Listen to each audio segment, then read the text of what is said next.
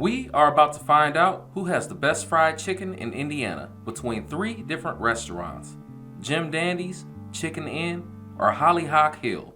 On today's edition of This, That, None, or All. We'll get started with Jim Dandy. Jim Dandy is a local chain that first opened up in Noblesville, Indiana in the year 1964. There was a time when this restaurant was known as a drive-in, where patrons would order their food via service phone from their cars, and then curb girls would deliver the order to the car. Today, this landmark restaurant is said to have some of the best fried chicken around town. Let's find out right now. Upon receiving our roasted chicken order, it came out cooked fresh and hot. The chicken's breading had a great texture. Not only was the breading nice and crispy, but we found the chicken to be very juicy and tender.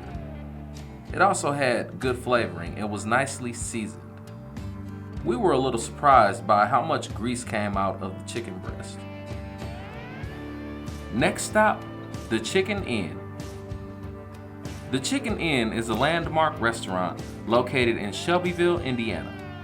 They first opened their doors somewhere around the year 1942 and have since transitioned between multiple names and locations. They are a very well-respected staple in the community and are most known for their roasted chicken. Let's give it a try. Upon receiving our roasted chicken order, it came out extremely hot and fresh. The breading on the chicken was nicely crisp, but only lightly seasoned. We found the meat to be moist and tender. One thing that did immediately catch our attention was that our pieces of chicken still had multiple hairs and feathers on them. Last stop, Hollyhock Hill Restaurant. This family-style restaurant was first established in the year 1928. They are most known for their Indiana fried chicken dinner. Not only do they provide dine-in service, but they also offer carry-out. Hollyhock Hill is said to potentially serve the best fried chicken in Indianapolis. Let's find out right now. Upon receiving our fried chicken order, we immediately noticed that not only did our food have a pleasantly inviting aroma, but also the chicken we received in our meal contained noticeably larger pieces than the other restaurants that we had visited.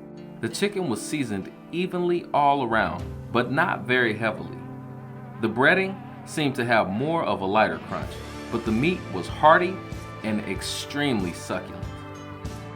So now, for the moment you've been waiting for. This, that, none, or all? The answer for this episode's chicken journey is all. You just can't go wrong with any of these 3 chicken options. They all mirrored one another in style and provided us with great fried chicken. I'll also mention, something to keep in mind is that none of these restaurants offered spicy chicken, but it was all delicious.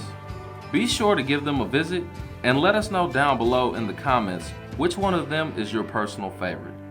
Thanks for watching today's edition of This, That, None, or All.